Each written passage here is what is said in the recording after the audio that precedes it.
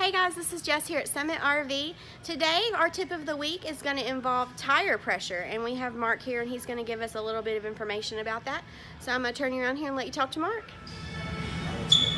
Morning everybody, it's Mark here at Summit RV. Just wanted to take a moment for our tip of the week and talk to you about tire pressure. We're getting to that time of year when temperatures are going to start to cool, and especially for those of you who have actual air pressure in your tires, you're going to start to see a fluctuation in your pressure. Why is that important? Two reasons. One, if you have too much air pressure in your tires, you're going to get a really bumpy ride. It's going to make a miserable ride as you're towing that camper down the road when it's bouncing all over the place going down the road. Also, 6 pounds too much pressure in your tires can lead to tire failure. The other side of that coin is too low a tire pressure.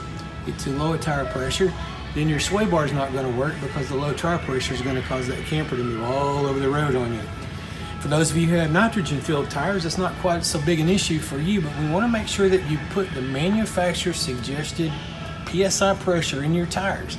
We don't want you to use the maximum pressure that's listed on the outside of your tire. We want you to go with the manufacturer's suggested pressure in your tires, so you'll have a comfortable, safe, and happy ride to the campground. See you later. All right guys, so thanks for checking out this week's RV tip, and thanks to Mark for bringing it to us. So we will see you next week.